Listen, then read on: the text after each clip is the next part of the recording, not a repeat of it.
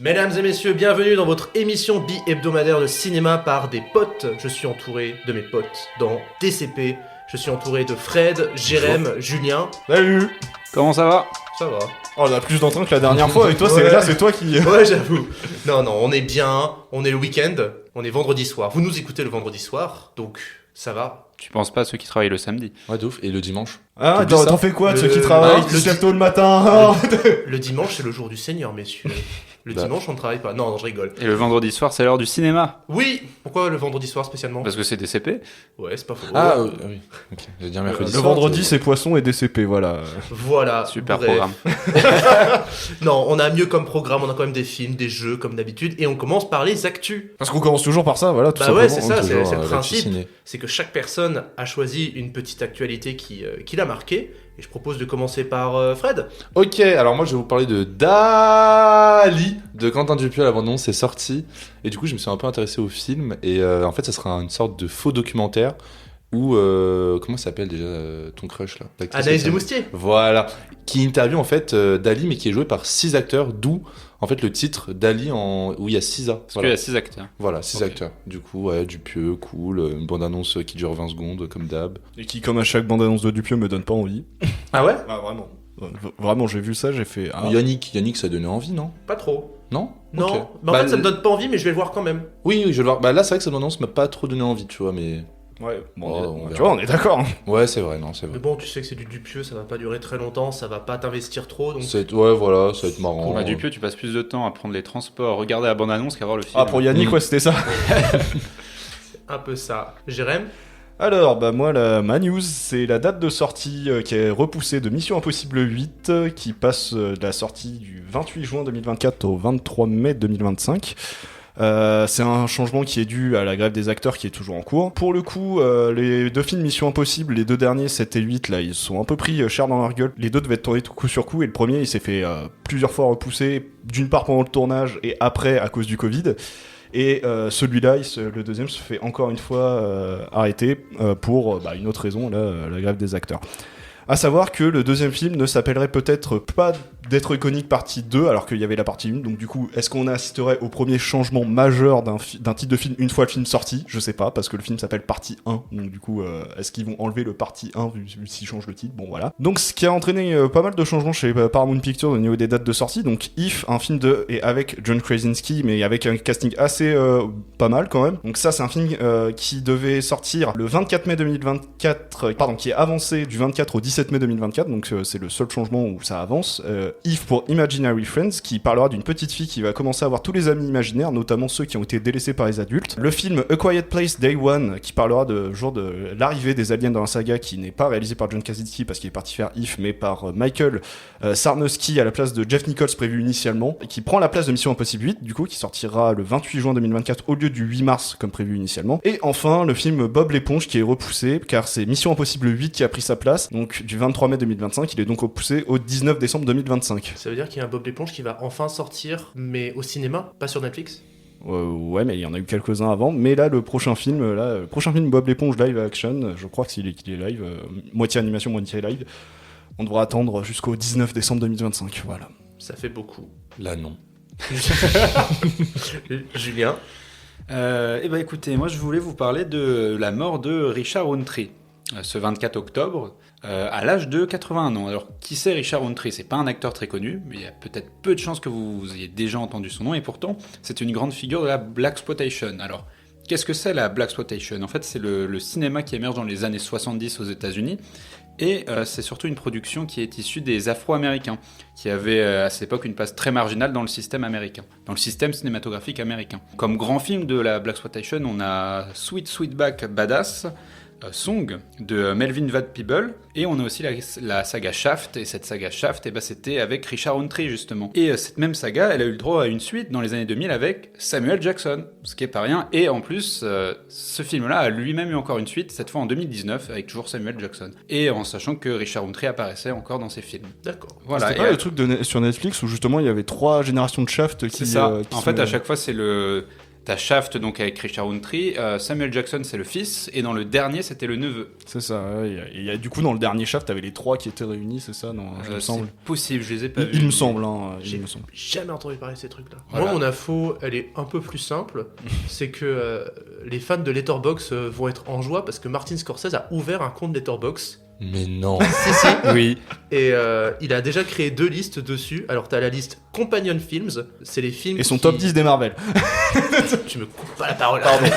Pardon, mais je croyais qu'elle était bonne, la vanne. Elle était drôle. Elle est drôle. Ouais, elle est drôle. Personne n'a rigolé, mais elle était drôle. Ouais, bah oui. Intérieurement, j'ai rigolé. Désolé. Le tacle est sévère, mais ça joue. Vas-y, continue. Du coup, Pardon, excuse-moi. la première liste, c'est les Companion Films, c'est les films qui l'ont influencé pour ses réalisations. Et ensuite, vous avez juste Film Foundation, où c'est juste les films qu'il aime.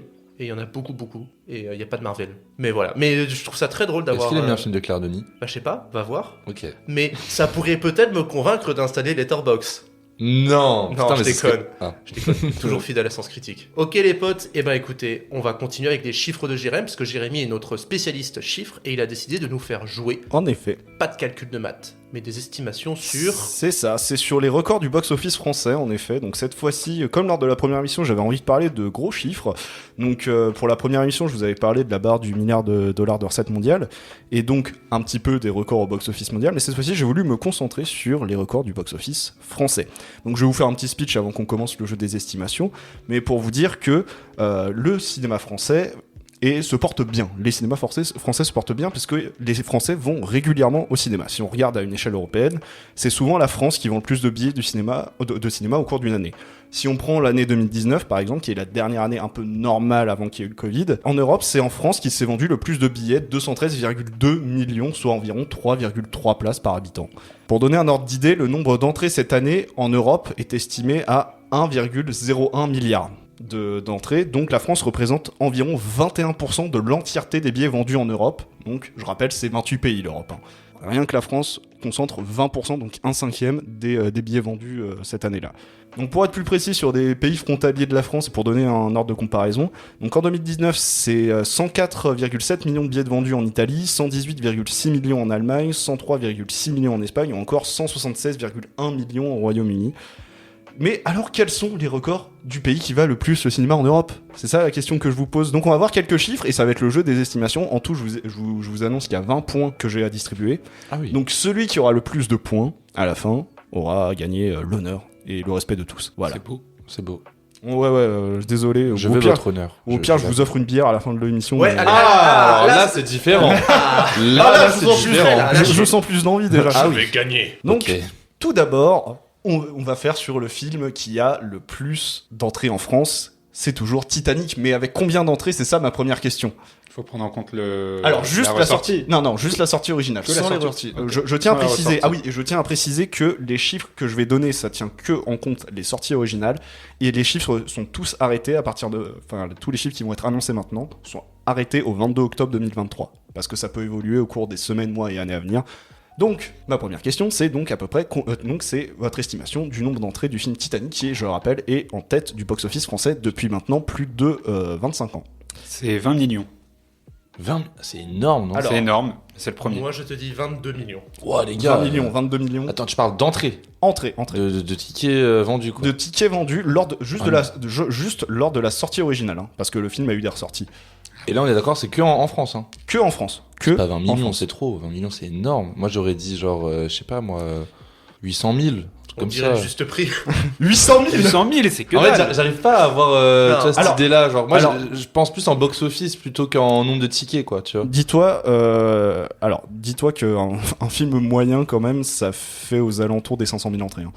Ah oui, ok. Si Non, tu veux, attendez, je reviens sur ce que j'ai dit. Je me suis trompé. Astérix, champion du milieu, je crois que c'est 5 ou 6 millions d'entrées. Voilà, cette année, pour l'instant, le top, c'est Super Mario Bros. Avec 7 millions, pour te donner un ordre d'idée. Ok, et vous avez dit combien? 20 millions. 20 millions, 22, 22 millions. Moi, je dirais 16 millions. 16 millions, et bah c'est Julien le plus proche et qui remporte le premier point. À savoir que c'est exactement 20 634 793 entrées. Tricheur. Et à savoir qu'avec les ressorties qu'il y a eu, il est quasiment à 22,3 millions d'entrées avec les ressorties. Donc James Cameron, le boss. Ensuite, deuxième question. Le premier film français, c'est quoi? Le C'est premier film. bienvenu chez les C'est bien Ch'tis. vu chez les ch'tis. Et c'est Owen qui gagne le point parce que Non, mais- il est le plus proche et seulement à 200 000 entrées de Titanic, il faut le Ouais, savoir. mais je savais bien qu'il était à 20 millions. Il est à 20 489 303 entrées. Moi, j'ai C'est toujours dit que incompréhensible. Danny Boone était plus sexy que DiCaprio. Oh, le duo Cadmera de Danny Boone. Ça Wow. vend plus de rêves. Ça vend Kate plus de Winslet rêves et que DiCaprio. Kate Winslet et DiCaprio sur un bateau. Donc, ensuite, donc on a eu les 2 premiers. Maintenant, il en reste 8 dans le top 10. Je vais vous demander si vous pouvez me les citer. Il en reste 8 dans le top 10. Là, c'est 1 point par film trouvé. Alors, vas-y, balancez, on voit. Intouchable. Intouchable, c'est 1 point en plus. Il est 3ème avec 19,4 millions d'entrées. Avatar. Avatar, il est 6ème avec 14,6 millions d'entrées. C'est un 2e point. Vas-y, Fred. Fred, J'ai essaie. envie de dire des films français. Est-ce que Léon, ça peut être dedans, genre? Non, il n'est pas dedans. Mission Ah oui, et je vous annonce que tous les films du top 10 ont tapé les 14 millions. Mission Cléopâtre. Mission Cléopâtre, en effet, un 3e point pour Owen, qui est 8e, pardon, Mission Cléopâtre, avec 14,5 millions d'entrées. Avengers Endgame. Non, Infinity War. non, il n'y a aucun Marvel. Ah. Je vais vous annoncer, il n'y a aucun Marvel. Et Star Wars épisode 7. non plus, il n'y a aucun Star Wars. Alors, je vous annonce, du coup, sur les 10, il y a 5 films américains, 4 films français et un film italien. Le dîner de con. Non. Et La donc- vie est belle. Non. Et donc pour l'instant, on connaît 1, 2, 3, 4, 5 films sur les 10. Donc Jurassic World. non plus. Film italien, je sais pas, Cinéma Paradiso. Non plus. Ouais, je sais, c'est un peu compliqué quand on sait pas, mais... Alors pour l'instant, donc on sait le top 1 et 2, Owen m'a donné le top 3. Et quelle année genre le film le plus ancien? Le film le plus ancien date de...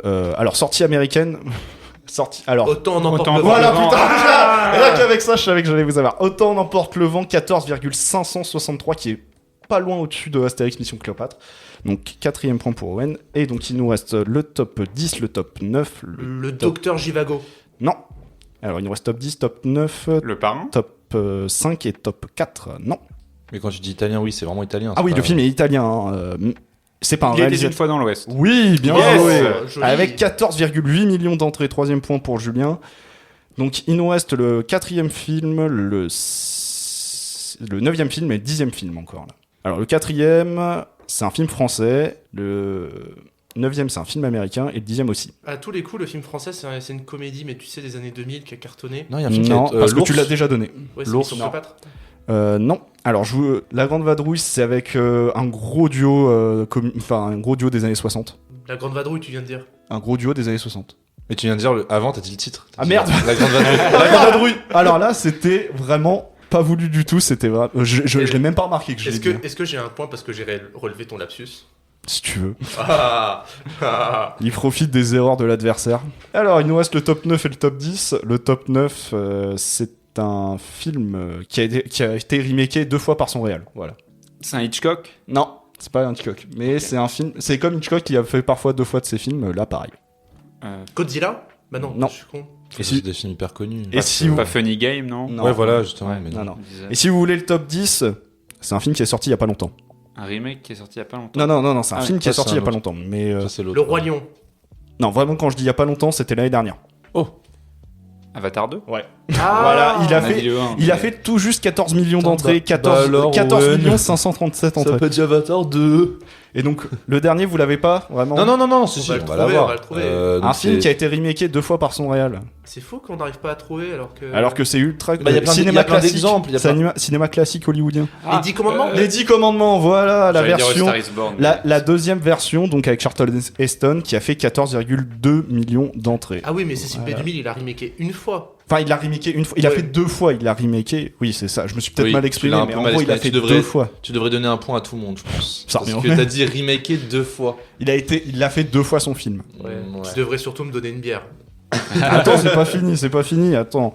Alors, si on fait un petit récap des points, Non, non, mais tu peux. Owen tu est peux- à non, mais tu peux 6, continuer. Julien est à 4 et Fred est à 0. Eh, j'aime pas ces jeux, les gars. C'est de l'estimation après, là. hein. Alors, on va parler ensuite des films des autres continents plutôt que américains et européens. Donc, à savoir que le film asiatique qui a fait le plus d'entrées en France, c'est La Fureur du Dragon avec Bruce Lee, sorti en 74. Et je vous demande avec combien d'entrées, vous estimez avec combien d'entrées? 12 millions. 13 millions. 8 millions. Et ben c'est Owen le plus proche parce que c'est 4 millions, Oh, tout juste. Oh. Pas dis donc. Et à savoir que le film africain ayant fait le plus d'entrées, c'est Les Dieux sont tombés sur la tête avec combien, selon vous? 6 millions. 2 millions. J'allais dire 2 millions, donc je vais dire 3 millions. Il a un tout pile, Julien. Oh, Il a un tout pile, je lui donne 2 points. C'est Putain, 6 millions. Le monde est contre moi là. ou t'es nul. Tu vas chialer? Allez, d'autres chiffres. Allez, selon vous, combien de films ont dépassé la barre des 10 millions d'entrées en France? 32. Ah, ok, 32, 22. 22. 14. Et bah, c'est Fred le plus proche avec 26. Oh, il a gagné. Ah bravo, merci du renseignement. Heureusement que tu es là. C'est pas celle-là que tu C'est voulais. pas le bon, ouais. Attends, je peux te. C'est de la merde. En fait, il y en a aucun. Oui, il y en a En aucun fait, qui il y a que des jingles pour te foutre la honte, quoi. Genre, aucun Un pour te peu. dire bravo. Bah ouais. Faut Mais changer on- ça au prochain Là, DCP. au prochain, je vais mettre Dora qui fait c'est gagné. Ok, ah, c'est marrant, j'aime bien. Ouais. Donc pour donner pêle-mêle, à part ceux qu'on a déjà cités dans le top 10, il y avait donc Ben Hur, Les Visiteurs, Qu'est-ce qu'on a fait au bon Dieu, Cendrillon, Cendrillon le film d'animation bien sûr, Le Cornio, Star Wars épisode 7, Les Bons Étroits, Taxi 2 et Le Roi Lion qui fait la performance d'avoir le film d'animation et le live action avoir dépassé le 10 millions d'entrées. Voilà. Ok. Donc ensuite, combien de films ont dépassé les 5 millions selon vous? Les 5 millions d'entrées? 45. 73. Ouais. 56. Et bah c'est Owen le plus proche, mais malgré que ça, tu es très loin, c'est 243. Ah oui. Ah oui. Et donc là, je vais vous demander combien ont dépassé le million d'entrées, et là, va falloir taper fort. Hein. 2500. Ok. 3266. 3200. 6232. C'est Fred le plus proche avec 3998 films qui ont dépassé le million d'entrées en France. Bravo. Quasiment 4000, voilà. Et ouais, ça fait beaucoup. Et ouais. Donc en ce qui concerne le démarrage, c'est-à-dire le nombre d'entrées sur la première semaine, le top 3, donc je vous le donne, donc Bienvenue c'est les Ch'tis, c'est le premier avec 4,3 millions d'entrées. En deuxième, c'est Les Bons Étroits avec 3,9 millions d'entrées. Et enfin, Star Wars épisode 7 avec 3,8 millions d'entrées lors de la première semaine. Et pour finir, le meilleur premier jour, le top 3, c'est Spectre en premier avec 850 000 entrées. En deuxième, Spider-Man 3 avec 804 000 entrées. Et enfin, le troisième, Taxi 2 avec 801 000 entrées lors du premier jour d'exploitation.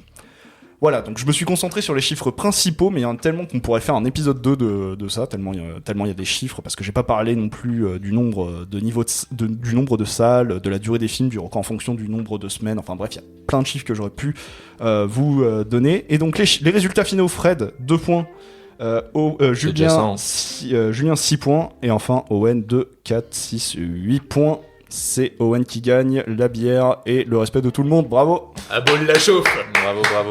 Après, tu peux donner une demi à Owen et une demi à moi. Ça fait une pinte et. Vous avez juste à avoir une Cronenbourg, c'est tout. Oui, j'ai pas dit laquelle, j'ai pas dit quelle bière. Oh, le Ah, merde. salaud. Voilà, franchement, j'étais le seul à applaudir Owen, c'est pas très exemplaire et pas très Non, fair play de pardon, votre part. Hein.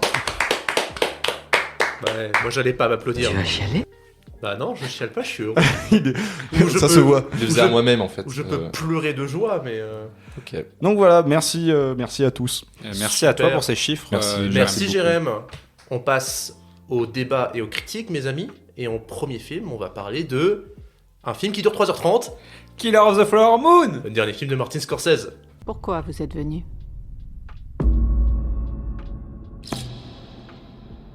Je bosse avec mon oncle.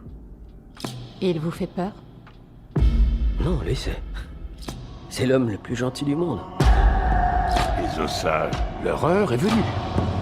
Il faut que tu reprennes le contrôle de ta maison.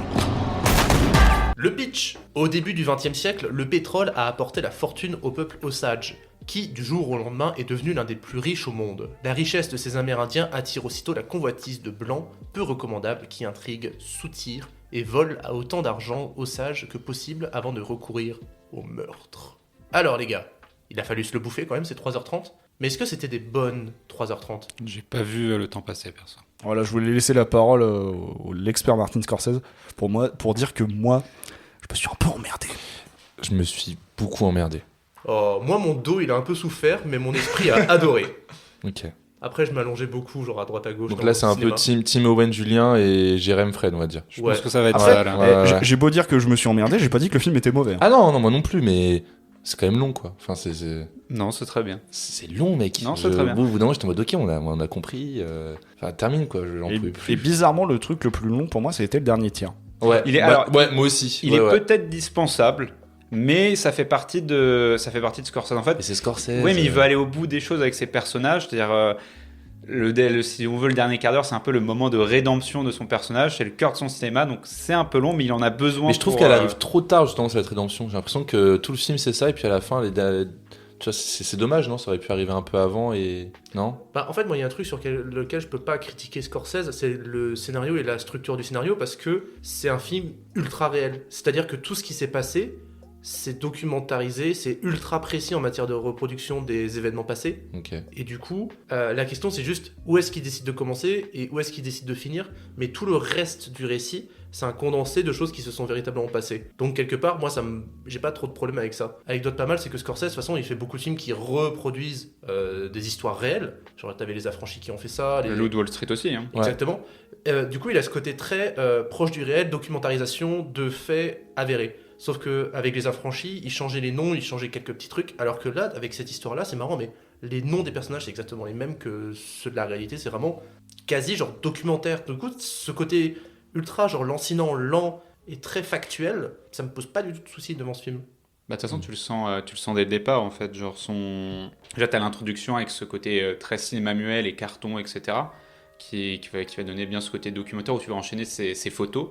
D'ailleurs, je sais pas si c'est des photos de tournage ou s'il y a des photos réelles dans ce... Et là, c'est une bonne question à poser parce que même dans le film, il y a plusieurs actualités. Je suppose que les actualités qu'il a mis, c'est des actualités. Je crois que par moment, il y avait quand même des vraies archives, genre. Ouais, J'avais parce que l'impression je sais qu'à un moment, on voit les archives avec l'actrice, c'est Lily Gladstone.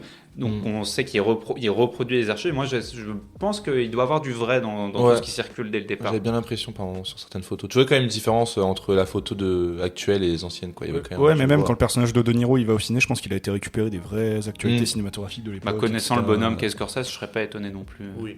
Après, voilà, c'est vrai que le film est long. Il y a un choix très visible de style de narration qui se veut très lancinant, très...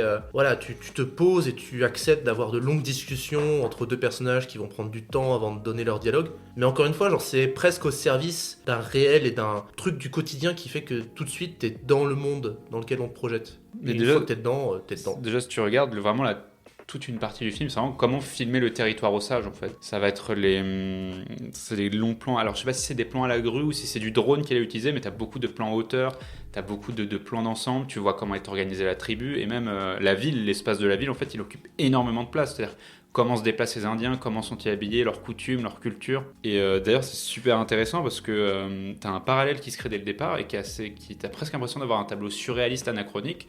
Tu vois des Indiens riches et des blancs pauvres en fait dans un côté en fait. Enfin, quand tu connais pas cette histoire, moi personnellement je connais pas cette histoire. Je pense que beaucoup de spectateurs ne connaissaient pas cette histoire de l'Amérique en fait. Et c'est assez choquant en fait de voir cet inversement des rôles. Ça fait vraiment anthropologie, tu découvres, en même temps que le personnage, tu découvres les coutumes, tu découvres tout ça, enfin, parce qu'en plus, le personnage, il connaît rien parce qu'il revient de la guerre, etc. Enfin, il revient d'un truc ultra traumatisant, il revient, il découvre une nouvelle culture, etc. Alors que, il y a à peine 2 mois, il était à la guerre, lui, il était au front. Donc, vraiment, ça fait... J'ai pas ressenti ce degré d'anthropologisme, je pense. Oui, c'est ça, ouais, c'est le terme. Depuis Midsommar. Après, il y a quelque chose, de toute façon, moi, ça m'a fait beaucoup penser à sa manière dont il filme New York de manière générale. Il y a Mean Street évidemment, mais il y avait pas mal aussi la valse des pantins. T'as un côté, la valse des pantins, il y a un moment où t'as De Niro qui se déplace dans la ville, enfin, c'est vraiment New York en fait. C'est-à-dire qu'il a posé sa caméra, t'as des passants qui passent et il filme De Niro dans la foule, et là tu ressens aussi ce côté-là. Comme disait Jérémy, très anthropologique. Mais je reviens un peu ce que tu dis, les plans très larges de haut. C'est pas mal parce qu'au début du film, les plans très larges et très d'ensemble qui te montrent les plaines, par exemple, t'as ce plan au début du film qui te montre vraiment l'ensemble du terrain de William Hale. Ouais. Et qui s'étend à des kilomètres à la Et c'est beau, en plus. Le plan est beau. La photographie est très belle. Voilà. Et plus t'avances dans le film, plus ça se perd ce côté ça décloisonné. Ça se referme. C'est ça se referme. Et en fait, le dernier acte, pour moi, il est génial parce que justement, tout se passe en cage, dans un tribunal, dans des endroits très serrés, très clos, avec des personnages. Il y a la scène où DiCaprio se retrouve confronté au personnage de Brendan Fraser, où t'as littéralement une dizaine de personnages qui sont vraiment collés les uns des autres dans une pièce ultra serrée, dans le noir, avec un DiCaprio qui est écrasé par tout le monde, et t'as ce côté vraiment de étau qui se resserre, mais en même temps d'environnement qui se resserre autour d'un peuple, de 2 peuples, et c'est ce qui en fait une des métaphores les plus intéressantes du film, je trouve. Mais c'est pour ça que je trouve que l'introduction, elle est vraiment incroyable. Vraiment, cette scène où tu as DiCaprio qui arrive, vraiment caméra super fluide, caméra quasiment portée à l'épaule. Il se faufile dans Dans la foule. dans la foule, dans la ville. Dans cette ville très western, c'est mouvant, tu retrouves la musique rock'n'roll qui est propre. En fait, tu sens vraiment la vivacité du lieu. Et là, après, tu vas vraiment avoir un contraste de fou avec la fin du film. Oui. On peut dire qu'il se faufile. Oh putain. Oh la vache. Non, Tu voulais la placer celle-là, on est d'accord. Bah, elle m'est venue d'un coup, là, je me suis dit, tiens, elle est pas mal celle-là. D'ailleurs, pendant que tu parles du plan, il y a un truc moi qui m'a sauté aux yeux. Enfin, je sais pas, quand vous voyez, il arrive dans la ville. Ensuite, il est emmené en voiture pour voir son oncle. Et je sais pas si ça vous a tilté, mais le plan où il arrive en voiture, il va pas de gauche à droite, mais de droite à gauche. Et je sais pas pourquoi, moi, je trouve que c'est très gênant à l'écran quand tu vois une information qui vient dans le sens inverse. Parce que Et t'as ça l'habitude, montre- notre habitude de lecture qui est de Voilà. Et dire, du coup, c'est vraiment, tu sens à ce moment-là l'arrivée en fait d'Ernest Buckhart, donc de Leonardo DiCaprio, qui vient créer la déstabilisation en fait dans cette communauté. Pas mal, j'avais pas vu. Qu'est-ce que t'avais vu, Fred? Rien, moi je t'ai dit le film, je crois que j'ai pas réussi. 3h30, au bout d'un moment, j'avais le cerveau éteint, je regardais, je faisais ah c'est beau un hibou. Après, Et voilà, tu vois. bien que j'ai dit que je me suis ennuyé quand même, je trouve le film exceptionnel en termes de montage, parce que Scorsese, il a toujours un montage que je trouve incroyable, avec toujours la même monteuse depuis des années. Il y a des fulgurances dans le montage qui sont incroyables, il y a des plans qui sont magnifiques, mais vraiment, les plans au moment où la ferme de King, là, elle est en feu, enfin, c'est Oui. magistral. Ça m'a rappelé un peu Les Moissons du Ciel quand il y avait le truc un Ouais, peu je vois de quoi tu parles. la ferme en feu et tout, ouais, ça c'était cool. C'est vrai que ce passage était sympa. Mais après, je comprends la longueur sur certains arcs de l'histoire. Par exemple, toute la partie où Lily Gladstone, sans spoiler, est au lit. Ouais. Je pense que c'est assez Oui, clair pour ceux qui ont vu le film. oui, bien sûr. Ça dure bien peut-être 1 heure Mm. où Lily Gladstone ne fait que être au lit. Mhm. Et t'as pas l'impression que les choses avancent de son côté. En plus, à ce moment-là, t'as vraiment une forme d'enquête qui se joue avec le personnage de Jesse Plemons. T'as le personnage de DiCaprio qui se met à stresser. Et là, effectivement, tu ressens une sorte d'arrêt de l'avancement de l'histoire. Mais en même temps, c'est tout plein de choses qui se préparent pour le Après, climax. c'est pas forcément gênant cet arrêt dans l'histoire. Au contraire, je trouve que tu sens vraiment la souffrance de Lily Gladstone en fait dans tout ce passage-là. Et vous étiez comment par rapport à DiCaprio, son personnage? Est-ce que vous étiez un peu en empathie ou pas du tout ou... Ce qui est intéressant en fait chez Scorsese à ce niveau-là, c'est que ces personnages, ça va être les affranchis ou le loup de Wall Street, je trouve que c'est les meilleurs exemples, c'est que c'est des personnages qui vont atteindre une sorte d'apogée. Donc tu retrouves vraiment le même schéma, que ce soit Ray Liotta dans Les Affranchis qui atteint l'apogée, la richesse, tout ce que tu veux, puis jusqu'à la chute. Pareil avec le personnage de Leonardo DiCaprio dans le Loup de Wall Street, tu vois l'immense argent, à la fin il perd tout. Mhm. Et en fait là ça va être pareil, mais en fait tu as toujours une sorte de pathétisme, c'est-à-dire que les personnages te font de la peine et tu les prends d'une certaine manière en pitié. Et là c'est pareil avec DiCaprio, tu vois que son amour est sincère, mais en même temps, c'était dès le départ quand il se lance dans cette entreprise, ça peut pas bien finir. Et en fait c'est un personnage qui est dans le déni total et qui en plus de ça, son personnage est quelqu'un de sot, c'est un idiot DiCaprio qui est totalement sous contrôle de son oncle. En fait Scorsese n'essaie jamais de pardonner ses crimes, en fait il te donne un portrait pathétique. T'allais dire, Non, Jérôme mais oui, quand t'as parlé de ça, ça m'a fait pop, mais c'est vrai qu'en plein milieu de la séance, j'ai fait, mais putain, c'est les affranchis. Sur plein de points, j'ai fait des rapprochements et j'ai fait, mais oui, enfin, j'ai l'impression de revoir des arcs narratifs des affranchis. Mais je vois pas ça comme un défaut, moi au contraire. Ah je non, vois non, ça comme justement, comme une moi continuité. j'étais en mode, mais waouh, c'est. Moi, il y a un élément que je trouve intéressant avec le personnage de DiCaprio, c'est que c'est très rare de se retrouver devant un film où le personnage principal n'est jamais véritablement directeur du récit. C'est-à-dire qu'il est systématiquement victime actif, toutefois, de ce qui se passe à l'écran. Donc tu le vois agir, tu le vois faire des choses et parfois prendre des décisions, mais tu comprends pendant les 3h30 qu'il n'en est jamais vraiment c'est pas lui qui dirige ce qui se passe dans le film. Et c'est intéressant d'avoir ce genre de récit dans lequel le personnage que tu suis est systématiquement poussé par des forces que lui, il accepte ou il accepte pas, il est obligé d'aller dans ce sens-là. Mais du coup, tu devrais aimer les films des frères Safdie, mec. Good Time, Uncut Gems, c'est vraiment le même truc. C'est pour ça que ce film-là, je sais pas, j'ai pas eu le même truc avec par exemple Good Time où t'as Pattinson qui tombe en enfer et genre le mec il peut plus rien contrôler, je sais pas, j'avais pas ce... Good Time, ça m'a pas plu par exemple comme film. Ok. Après, je l'ai vu il y a longtemps, je l'ai plus trop en tête, mais ça m'avait pas marqué. Mais ouais, c'est vrai que t'as quelque chose, t'as quelque chose de l'engrenage en fait chez Scorsese. Le meilleur truc d'engrenage que tu peux trouver chez Scorsese, c'est After Hour. C'est vraiment After Hour, le base, c'est juste un mec qui veut rentrer chez lui, qui a oublié ses clés et ça part en couille. Il passe toute une soirée à la fin, il est victime d'une chasse où les gens veulent vraiment sa peau dans les rues. rues de New York, alors qu'à la base le mec a juste oublié ses clés. Et après c'est très comédie After Hour. Et là chez Scorsese tu retrouves pareil dans Killer of the Flower Moon, vraiment cet engrenage. En fait dès le départ DiCaprio il veut pas épouser Molly, c'est ça, c'est Molly. Ouais, il veut pas épouser Molly pour son argent ou quoi que ce soit. C'est son nom qui lui dit si t'es sur elle, profite, tu pourras avoir un bon héritage. Et c'est ensuite que l'engrenage se commence. Ouais, puis en vrai, les personnages, quoi qu'il arrive, c'est que le couple de base, quand tu le vois, ils sont un peu attendrissants aussi. C'est-à-dire que t'as envie de les voir bien finir. Ils ont pas des points communs, mais ils ont des points d'accroche qui font que t'as envie de les voir ensemble et de les voir bien finir. Mais ça qui était marrant dans le film, c'est que par exemple, ils se construisent une famille, ils filment jamais les enfants. T'as un peu ce truc aussi en même temps, il y a un amour entre les deux, mais en même temps, on montre pas leur amour. Enfin, c'est très. Et tu vois pas tellement de ton passé. Après, c'est pas un défaut, mais. Non, mais c'est bien justement, mais ça te crée une sorte de frustration. Tu te dis putain. Justement, c'est ça qui est bien sur la famille, c'est que tu retrouvais par exemple dans Les Affranchis vraiment des gros moments familiales très proches de la mafia. Et là, en fait, ça prend un peu le contre-pied de ça, parce que justement, tous ces moments de famille où on devrait les retrouver ensemble, en fait, les plans sont contaminés. En fait, tu retrouves tous les blancs, en fait, tous les amis en fait de Niro qui sont là. En fait, ils contaminent le plan.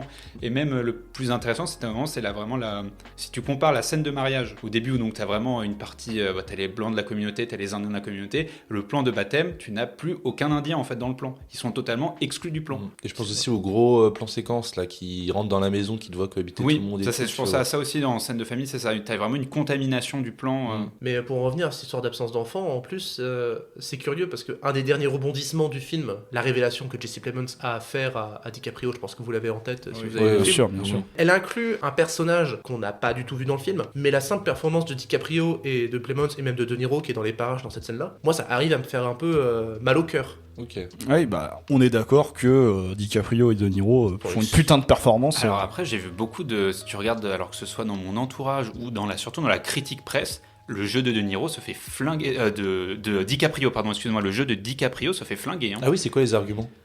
Qu'il en fait beaucoup trop, qu'il essaie d'imiter Marlon Brando, qu'il a ce côté très... la moue. Ouais, la moue. Attends, tout film, c'est très...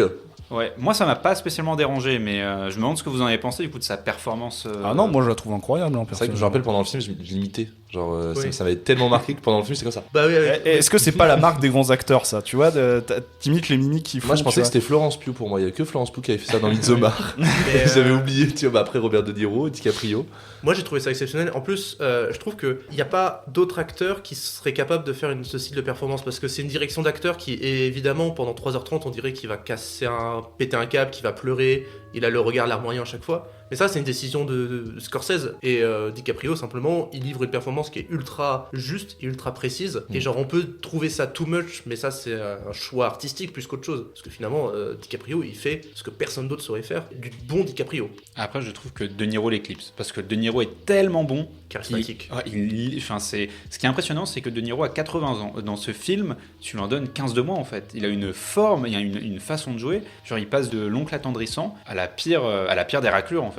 Et il le fait d'une manière mais incroyable. Et puis ouais, c'est les moments où il est attendrissant, il arriverait presque à te faire même sa scène finale, tu vois. Ouais, tu pourrais presque le croire alors que tu sais qu'il ment pertinemment. Moi en tout cas, je trouve que c'est le meilleur film de cette année. En tout cas, moi c'est mon préféré avec Babylone. Mais j'ai pas eu d'immense coup de cœur cette année. Mais en tout cas, c'est un film devant lequel je suis. C'est pas être obligé, mais genre c'est factuellement à mon sens un très très grand film.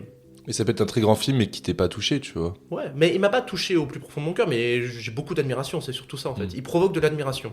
Et ouais, faut aussi parler du jeu de Lily Gladstone qui était. Par contre, pour moi, c'était le jeu qui m'a plus marqué. Pour une actrice en fait qui est pas du tout connue, qui a vraiment un début de carrière, qui a fait que quelques films. Elle a joué pour Kelly Reichardt. Forsco. Ouais, notamment. Et elle a pas une grande carrière. Enfin, elle est promise une grande carrière là. Je l'espère pour elle en tout cas. Mais je me souviens pas d'elle dans Forsco. En même temps, j'ai dormi pendant une demi-heure devant Forsco. Mais. Oh ouais. Mais franchement, oui. Et puis surtout, avoir une actrice d'origine amérindienne, ça fait plaisir parce que, dans un monde hollywoodien très dominé par les Blancs, c'est cool. Ouais, depuis Prey, il n'y avait pas eu ça depuis Prey. Prey. Ouais, le truc de Predator là. Ah oui, sur Disney+. C'est ça. Et un dernier truc que j'ai trouvé intéressant, peut-être, c'était vraiment ce qui s'est demandé. Est-ce que beaucoup disaient, oui, c'est le premier western de Scorsese. Et c'est ça. Est-ce que on est sur du western par du western? En fait, pour moi, c'est vraiment qu'un habillage. Pour moi, on serait même plus dans un contre-western. Parce que le principe du western, c'est toujours la construction de la civilisation, américaine, c'est son développement, etc. Et là, au contraire, il va parler plutôt de la barbarie du crime. Et je trouve que ce glissement sémantique, il se fait au début, on est sur du film de western, la ville, les Indiens, tout ça, et ensuite on retourne dans le monde des gangsters en fait. Et là, tu passes vraiment sur cette sémantique.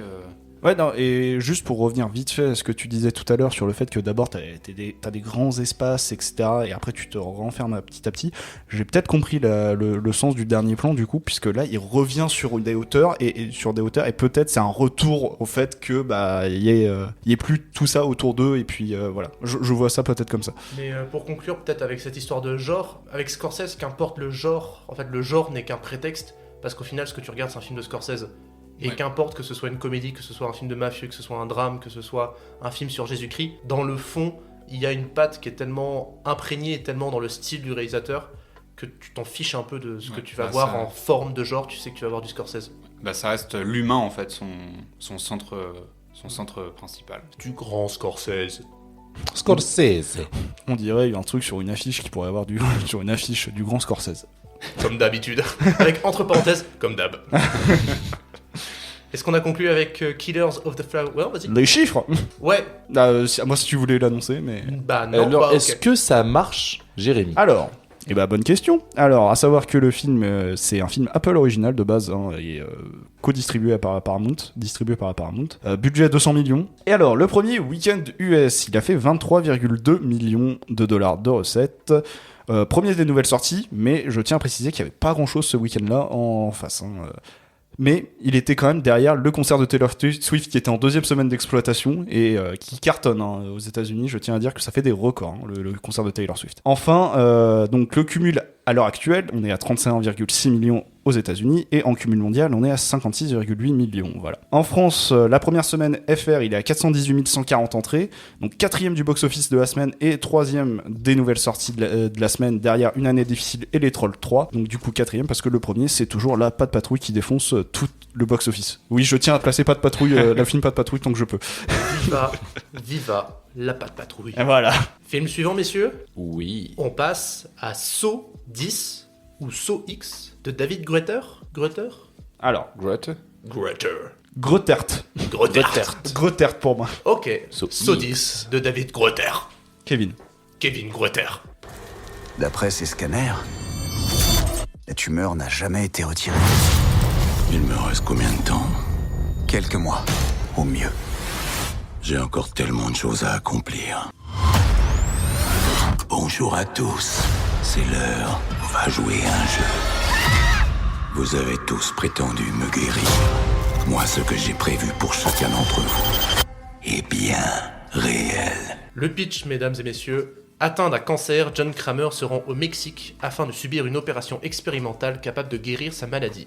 Mais il découvre que tout ceci n'est qu'une escroquerie visant des malades vulnérables et affligés. Animé d'un nouveau but, le célèbre tueur en série retourne à son œuvre et va prendre sa revanche sur des escrocs dans un terrible jeu dont il a le secret, à travers des pièges toujours plus machiavéliques et ingénieux les uns que les autres. Important de préciser, cet épisode se situe entre le premier et le deuxième film, et fait donc revenir encore une fois le personnage de John Kramer incarné par Tobin Bell, mais dans une histoire qui s'intègre plus ou moins dans le récit global de Saw. En fait, c'est Saw Mexico Edition. Oui, puis c'est vraiment un petit bonus, Saw. C'est vraiment un petit bonus. Ouais. Tu pourrais Ça regarder sent. l'entièreté de la saga sans celui-là, tu t'en ficherais. Et en fait, tu pourrais même regarder celui-là sans avoir vu le reste de la saga, que tu t'en ficherais aussi.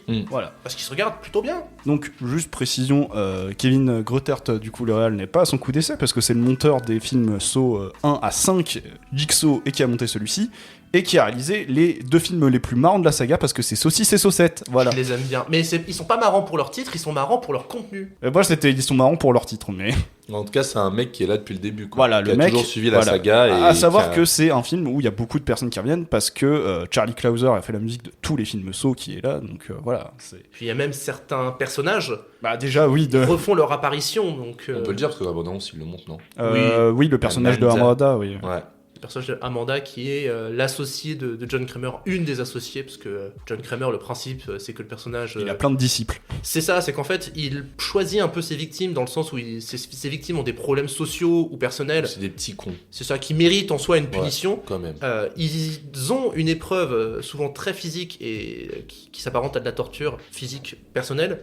S'ils en sortent vivants, ils se sentent redevables envers John Kramer parce qu'il leur a ouvert un peu une sorte de rédemption et du coup ils se mettent au service du monsieur. Donc là on se retrouve avec un film où il y a pas mal de gens qui sont au service de John Kramer et il va punir justement des arnaqueurs. Ça reste quand même du saut très classique. On se lance alors, ouais. Qu'est-ce que vous en avez pensé? Bah, écoutez, moi, j'ai pas vu le film, et j'ai vu aucun Saw, donc vendez-moi du rêve, donnez-moi envie de regarder Saw. Bah, il faut pas commencer par Saw 10. Enfin, Ouais, ce serait pas logique de commencer une saga par son 10e volet à vrai dire. Mais c'est dommage parce que, bah, en fait, moi j'ai beaucoup repensé à ce film et je commence à de plus en plus le détester finalement. Ah, le détester? Bah, c'est juste ça me Et fait bah, chier. tu vois, c'est ce que je pensais à la fin de la séance. Je me suis dit, au retour de séance, Ouais. là, quand on va y réfléchir, Ouais. on En fait, va non, finir c'est par le juste que, détester. effectivement, c'est beaucoup mieux que Jigsaw que j'avais vu et qui était vraiment ignoble et tout. Mais ça t'as pas le niveau de Saw 1, ni du 2 et du 3. Et je trouve ça hyper dommage. Il faut qu'on soit un peu plus dur avec Saw, quoi. Et là, en fait, j'ai repensé au truc et mec, bah, on va en revenir. On en avait parlé un peu. Il y avait plein d'arguments. Mais par exemple, le fait que le film ne se passe que dans un lieu,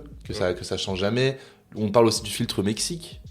Le fameux. Ah non, mais le fameux filtre mec, Mexico. Il y a des films, il te met des filtres Mexique, mais il tente des trucs, tu vois, il joue avec les couleurs. Là, c'est vraiment, il a ouvert le film sur un logiciel de montage, il a mis un filtre Mexique et c'est tout. Genre. Le filtre ne s'appelle pas filtre jaune, il s'appelle Filtre Mexico. Non, mais vraiment, et c'était ignoble, genre vraiment, il faut en parler de ça. du Et- filtre jaune. Ouais. Ok, c'est bien. Parlons-en. Du coup, le filtre jaune, messieurs. Est-ce que si on prend un billet d'avion, on va au Mexique, on voit la vie en jaune ou... Non, mais c'est vraiment, mais c'est abusé quand même. Ils sont pas dit ça en faisant le montage.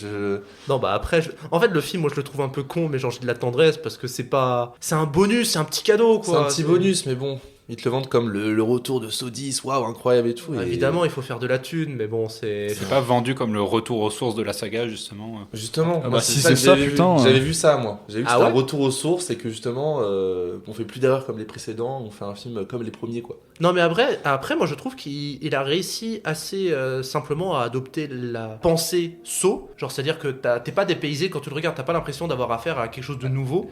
Justement, grâce au fait que bah, le réal, il est déjà fait tout, quasiment, qu'il ait tout le temps été là, que la musique, ce soit toujours le même compositeur. Enfin, il y a toujours ce montage à la sauce, cet esprit Saw, j'ai envie de dire, avec ce montage, avec au moment où t'as les pièges, tout ça, avec beaucoup de caméras en mouvement, de plans très Ouais, cut. ils reprennent le truc de Saw. Ouais, Mais ouais, de c'est manière ça. lisible, parce que je trouve que dans certains volets, comme l'épisode 4, que je trouve être une ignominie pas possible, le film est incompréhensible visuellement. Alors que là, celui-ci a l'avantage d'être un peu propre, t'arrives à comprendre ce qui se passe à l'image, c'est dégueu, mais t'es là pour ça. Mais justement, ça on en avait parlé aussi, c'est que finalement les scènes sont pas non plus si marquantes. Ah J'avais oui, pas je ce vois truc- aucun j'ai- piège qui va me marquer. Ouais. Il y a Ouais, quand même c'est pas des faux. sauces, il y a des trucs qui m'ont vraiment dégoûté, et là vraiment aucun. Mais même sans que ça te dégoûte, tu vois, dans chaque épisode, il y a au moins un piège vendeur, tu vois. Là, bon, là, ils ont mis ça sur les affiches, le truc avec les yeux, mais désolé, moi, ça m'a pas Ah marqué. non, pas du tout. Ça m'a pas marqué. Non, effectivement, mais en fait, c'est pas un très bon saut de base. C'est pas un très bon film, en fait. Non, mais évidemment, on parle de saut, messieurs. Mais Saw 1. Saw 1 est Saw tellement 1, incroyable. c'est incroyable. Ah oui, pardon, Julien. Saw 1. on en Le parlera- premier. On en parlera un petit peu on après. en parlera un peu après. Ça marche. Mais là, on a quand même affaire à un film qui a des rebondissements plus ou moins saugrenus, mais qui en soi te font faire oh, mais avec un peu de. Il y a un côté ludique que je trouve que assez plaisant. Puis on en parle aussi du début quand même. Qui Bon, prend ouais, 1000 voilà, ans, je quoi. voulais qu'on Ouais. reprenne dans l'ordre parce que Le début. le premier tiers, enfin toute la partie oh bah je suis malade, faut que je trouve je vais au Mexique faire mon truc, je découvre que c'est long. C'est long. Ça dure 40 minutes. Ça dure 40 minutes sur un film de 40 2 heures. minutes. J'ai Et- regardé le premier piège, en fait le jeu, donc c'est-à-dire en général Saw, c'est un jeu qui dure tout le film. Le jeu commence au bout d'une heure de film, alors que d'habitude les films durent 1 heure. À la moitié du film quoi. Donc Ouais, tu c'est vois, vrai que celui-ci est plus long que les autres. il Enfin, dure 2 heures pour rien. ouais. Mais j'aime bien. Ah, Puis John franchement, Kramer. tu pouvais couper sur le premier tiers, tu pouvais John couper Kramer, tu facile m'avais 20 dit un minutes, quoi. super bon truc là. Qu'est-ce que Vas-y. j'avais dit sur John Kramer? Bah le fait que John Ah oui. Kramer. Bah oui, aussi, ça j'avoue c'est con. Ouais. C'est que John Kramer est un tueur en série, entre guillemets, parce que factuellement il ne tue jamais ses victimes, mais l'intelligence du premier, c'est que on te présente pas vraiment le personnage. C'est-à-dire que le personnage n'est qu'une entité qui survient de temps en temps dans le film, mais qui n'a pas de personnalité propre. Dans celui-ci, John Kramer est le héros du film. Le good guy. Ouais. C'est vraiment ça. Alors que dans le premier, même la première trilogie, ils ont l'intelligence de dire que ce qu'il fait apporte des bonnes choses, mais ça tue aussi des gens. Donc du coup, ta morale à toi est un peu mise en doute. C'est toi qui décides si ce que Jigsaw fait est bien ou pas. Dans Saw 10, John Kramer c'est plutôt un bon gars. Il est plutôt sympa. C'est ça. Il aide les gosses. il C'est est vrai qu'il gentil. il a le droit à 40 minutes de début vraiment pour te montrer de la pitié pour lui, et puis après t'es en mode ah le pauvre. Alors que j'ai pas envie d'avoir de la pitié pour un tueur en série, je suis désolé. Enfin, C'est ça, et surtout en fait le film a jamais vraiment la lucidité de remettre en cause les agissements de Jigsaw, c'est-à-dire que ce qu'il fait est légitime. ouais, Logique. légitime, c'est ça, ouais, c'est ça. C'est- Pour le film, ce qu'il fait, c'est légitime. Avoir de la pitié pour un psychopathe, ça peut être aussi hyper intéressant. J'en viens à parler d'autres films, mais genre The House That Jack Built de Oui, Lars von Trier, d'accord. tu vois, il y a Oui, aussi mais des trucs le- super cool. Là, bon, c'est juste un petit Oui, mais film. désolé, Kevin Grottard n'est pas Lars von Trier, excuse-moi. Oui, Oui, hein. et puis là, dans House of Jack Built, on te met en phase avec le fait que le personnage est vraiment odieux, c'est vraiment un sale enculé. Là, c'est vraiment genre, regardez, il est tout gentil, il aime cet enfant, regardez, Non, et puis- il joue au foot avec lui. Et puis c'est un peu con à dire aussi, mais John Kramer punit des gens qui s'en sont pris directement à lui. Alors que d'habitude Très dans personnel. les autres films, c'est ça, c'est que là c'est limite une vendetta qu'il fait. Alors Ouais. il te fait passer ça pour, oui mais ils ont besoin d'une leçon et ils ont droit à une seconde chance. Non, Alors c'est que- juste de la vengeance, Non, là. c'est mec, juste une personne. Ouais. C'est ça. Mais pour revenir au premier, oui, le premier est vachement intelligent dans le sens où ta propre moralité joue sur ta perception de ce qui se passe à l'écran. Donc forcément, t'es plus ou moins impliqué et plus ou moins en mode il mérite ce qu'il a ou il le mérite pas. C'est ce qui en fait d'ailleurs un thriller avec un suspense vraiment très haletant, vraiment intéressant. Oui, parce que le premier n'est pas vraiment un film d'horreur ou torture porn, je ne sais quoi, c'est vraiment un thriller. hein, Oui, c'est- et puis c'est un faux huis clos. C'est-à-dire que là, dans Saw 10, tout se passe dans une même pièce. Vraiment, la dernière heure, c'est... Tu n'en sors absolument jamais. Dans Saw 1, tout se passe dans une salle de bain, mais t'as énormément de flashbacks, t'as une structure narrative qui est quand même vachement complexe, mais vachement intéressante. Ça nourrit bien le film et ça, voilà, C'est ça ça. devient pas ennuyant quoi. Parce que les révélations qui se passent en temps réel dans la salle de bain entrent en écho avec des flashbacks et avec des enquêtes extra-digétiques par rapport aux personnages principaux. Donc voilà, c'est la petite recommandation. Et le twist final est absolument merveilleux. C'est... Oui, dans le premier saut, alors que. Puis le 2 et le 3, ça va, il y a des petits twists aussi sympas. Ouais, de toute façon, c'est la formule de Saw De d'avoir, scénario, ouais. d'avoir le twist final un peu saugrenu. Dans les deux premiers, ça marche très bien. Le troisième, moi, je commence déjà à me dire. Et dans que Saw 10, ça- c'est une catastrophe. Pardon. Ouais, mais Saw 10, il y a des Saw twists. 10, c'était, bah, ça se voyait quoi. T'es en mode, Ouais, ah puis oui, le bah, film n'a pas de fin, en fait. C'est-à-dire Oui, que c'est ça. le film se finit T'as avec oublié- ce merveilleux fond jaune Mexique et avec écrit en gros Saw 10, Oui. comme si c'était une comédie musicale ou je sais pas quoi. The End. Genre, tu sais, t'as les personnages qui quittent la pièce main dans la main dans un film Dans, jaune Mexico. et qui vont vers la lumière du soleil béni, qui bénit l'image. Ouais. Enfin, vraiment, c'est. Ah, franchement, John Kramer. Bon, là, on me qu'est-ce donne qu'on pas l'aime. envie, mais oui, regarde ça. Mais oui, Merde. alors, juste pour terminer sur Saw 10, le truc qui peut être intéressant, c'est que John Kramer est un peu pris à son propre piège par des personnes qui sont encore plus salopes que lui. Bon, ok, mais comme je l'ai dit à la fin de la séance, je trouve ça totalement con qu'ils veulent lui faire un de ses propres pièges, alors que c'est lui qui les a conçus. Ils sont totalement cons, les gars. Enfin, excuse-moi. Oui, Ouais. tu veux lui faire du mal, mais d'une, tu sais même pas à quoi ça sert. Tu lui donnes un piège, tu sais même pas à quoi ça sert, tu sais même pas comment il est fait. Et d'autre part, c'est lui qui l'a conçu. Bien sûr qu'il sait est-ce que ça va être et ce qu'il attend. Oui, et puis. c'est- Et pour te dire, et pour te montrer, oui, ouais, c'est vraiment des salauds. Bon, bah, on va faire du mal à un gosse. Enfin, Ouais, c'est ça. C'est la première fois qu'on voit un gosse dans un saut. Enfin, un gosse qui se mange, il y a quand même des qui gosses, se mange, ouais. un, qui se mange un bon gros piège dans la gueule. hein. Saw 2, quand même, bon, le pauvre gamin, quand même. ouais, c'est Ouais, il est c'est un adolescent. Il est Il est un adolescent. ado. Là, c'est Là, un c'est- gamin, là. Un dernier truc aussi, revenir sur Saw 10, c'est du coup, toutes les scènes un peu gore, torture porn, j'ai l'impression que en 2023, il y a eu tellement de films d'horreur qui ont genre réinventé plein de trucs, qui font vraiment mal. C'est-à-dire qu'il y a des films, je regarde des scènes de gore et ça me fait vraiment mal. Et là, j'ai l'impression que Saw, c'est vraiment resté au stade des années 2010, tu vois. Oui, et par contre, on en parle de la scène ultra risible de la corde Ouais, voilà. avec Oh là un là. putain d'intestin. Oh, c'était génial. Ouais, voilà, c'est, c'est marré dans la Mais salle. on était hilar. En fait, je Oui. pense pas que c'était l'effet qui était voulu. Alors, alors, Oh, peut-être. si, je pense que si. Peut-être, mais franchement, on était hilar. Mais tu vois, sur ce saut, j'ai pas eu ce truc, genre vraiment, tu prends des coups, genre il y a plein d'autres films d'horreur, j'ai l'impression que c'est génial, genre Terrifier, ou plein de trucs maintenant qui vraiment osent vraiment, mais te rentrer dans l'art, et là j'ai l'impression que Saw, quand même, c'est Saw, quoi. C'est le Saw, la putain de saga de torture porn, mais ça... c'est le MacGyver intestinal. Exactement. Mais ce que tu dis, ouais, par contre, moi, j'ai un peu fait la grimace quand j'ai vu certaines scènes, mais après, ça Non, fait, moi ça aussi, fait mais longtemps que j'avais vu un j'avais film. pas cet impact niveau son, par exemple, tu vois, le torture porn, ça marche bien avec le son, là, je sais pas, au son, il y avait pas de... C'est vrai. Bref, c'était un peu décevant. On Voilà, recommande pas clairement Saw 10, mais vous voyez les Saw 1, 2 et 3, c'est déjà pas mal. Voilà. c'est Le très bien. premier. Le premier Et au le moins. 2-3, allez, Et 2-3 si vous avez envie. allez. Et C'est bon, moi, je les ai vus, hein, tu sais. et Saw 7 aka Saw 3D parce que c'est pour la déconne, ça par contre. Ah ouais, Saw 3D. Non, Saw 7, c'est Saw 3D. oui, en oui, soi. oui, c'est ça, oui, Ouais. c'est ce que j'ai dit. Aka Saw 3D. Ah oui, pardon. Bah, oui. Chapitre final. Non, mais c'est vrai que juste pour la 3D, le Saw, Saw 3D. Pour les effets 3D que tu vois pas en 3D, c'est Et- c'est un pur nanar. C'est une petite merveille de fun et de bière avec ses potes. Ah, je l'avais montré à mon meilleur pote En sortant du film, il m'a dit c'est un chef-d'œuvre. Mais il le disait très sérieusement. Toi, t'avais faim après ce 10, tu m'avais dit. Ouais. T'avais la dalle. Ah, j'avoue, j'ai bien mangé. Est-ce que c'est lors de la séance qui a fait ça ou c'est juste parce que vous êtes le film? Ah, je t'avoue que moi, la scène des tripes. Oh la tripaille, Il avait envie de partir à Caen, manger ses meilleurs tripes là. Les chiffres ou pas? Oui, bah oui, si tu veux, les chiffres. Alors, budget de 13 millions de dollars pour ce 10. C'est pas. Bah, comme tous les films de la saga qui coûtent pas énormément cher, en effet. Donc, le premier week-end d'US, c'est 18,3 millions de dollars. Donc, premier de ce week-end-là, on avait déjà parlé parce que c'était le même week-end qu'est sorti The Creator. Là, au cumul US, il est à 48,6 millions de dollars et en cumul mondial, il est à 81,5 millions. Donc, vu que c'est un film à 10 budget, il s'est bien sûr facilement remboursé. Et c'est pour ça qu'on aura peut-être droit à un énième suite spin-off de Saw. Et en ce qui concerne la France, donc le premier jour c'était donc mercredi, c'est 59 642 entrées précisément, troisième des sorties du jour derrière 3 jours max, et le film dont on va parler maintenant, second tour. Second tour. Juste une dernière aparté sur Saw 10 et les chiffres. Je crois le meilleur score qu'a fait Saw, la saga, c'est le 3. 3 en avec France. 100... Non, enfin, en mondial, total. en mondial, pardon, oui, c'est Il me semble le que 3. c'est 180 millions de Alors, le box-office. film a beaucoup de films, alors Saw 2, 3, même 4, je crois, ont dépassé les 100 millions internationaux, C'est ça. 100 millions mondial. Mais je le vois bien faire un très bon score, voire être le meilleur de la saga. Là, ça fait quasiment un mois qu'il est sorti aux US, donc il va pas énormément faire plus, là, je pense. Il va taper les 50 millions US peut-être, mais après, est-ce qu'il va taper les 100 Pour moi, il ne tapera pas les 180 millions de Saw 3, je pense.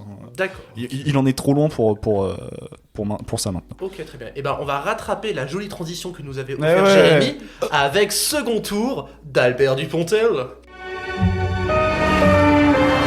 Pourquoi, même pas encore élu, le candidat nous cache déjà quelque chose? Je vais pas faire ce que les gens qui financent ma campagne ont prévu. Et pourquoi? Si je le fais, ça va tout casser encore plus. L'air, l'eau, le sol.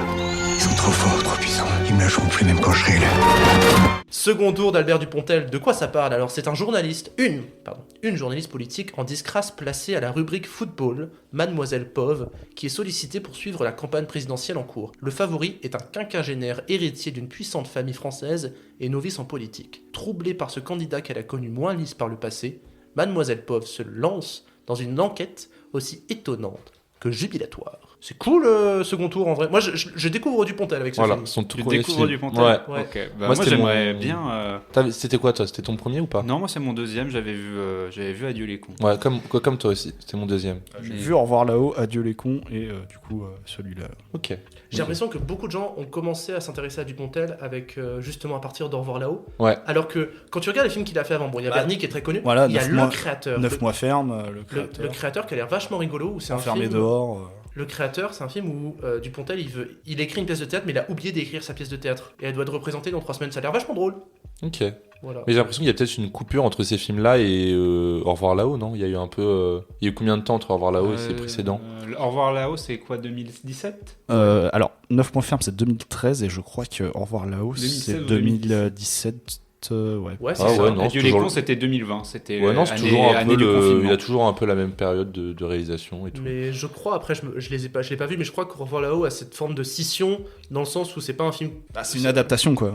De Pierre Lemaître. Ouais, et puis apparemment, le film est moins rigolo et un peu plus. Ouais, il est très sérieux. Ouais. Il y a Ok. des pentes d'humour, mais il est plutôt sérieux. Alors que comme film. second tour, même si voilà, il y a une intrigue qui pourrait très bien coller à une intrigue de thriller ou de drame, il le prend dans le sens de la comédie un peu rocambolesque, mais assez fun. Bah écoute, le football, ça occupe une grande partie dans ce second tour. Quand est sorti second tour? C'était ce mercredi. Et qu'est-ce qui s'est passé ce mercredi aussi? Il y avait PSG Milan. Il y avait PSG Milan, mais alors vous allez me dire, mais pourquoi je parle de PSG Milan? Vous allez comprendre. Donc, ce mercredi, le Paris Saint-Germain accueillait l'AC Milan pour le 3e match de poule de la Ligue des Champions. Et pour cette rencontre, le collectif Ultra Paris a sorti un sublime tifo Oui, de avec Jean-Paul Belmondo. Magnifique. Un super tifo de Jean-Paul Belmondo. Donc Jean-Paul Belmondo avec le t-shirt du PSG. Et il arborait un revolver. Donc c'est la reprise de la célèbre affiche Du professionnel. du professionnel de Georges Lautner.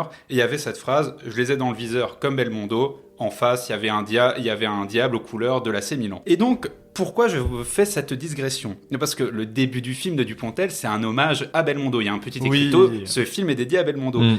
Donc je me devais de reparler de ce match, parce que d'un côté, on a eu un des plus bels hommages à Jean-Paul Belmondo fait par le club de la capitale, et de l'autre, plus qu'à rater, une insulte, le film de Dupontel. Voilà, vous aurez compris, c'est j'ai sévère. pas du tout Le aimé le tacle film est de sévère, Dupontel. là. Ah ok, ah oui, pardon. Oh, le tacle est sévère. Qu'est-ce qui s'est passé Ah, là, va falloir argumenter, wow. là. par rapport à Adieu les cons, est-ce que Adieu les cons, t'as déjà... Adieu les cons, j'ai pas aimé non plus. Ok. Mais pas pour les mêmes raisons.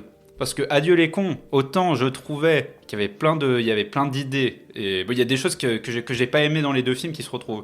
Mais je trouvais que Adieu les cons, c'était un film raté dans le sens où en fait il partait avec une bonne base et en fait dans son dernier tiers, en fait il se foirait dans son propos, dans son discours et tout, et en fait il gâchait son travail.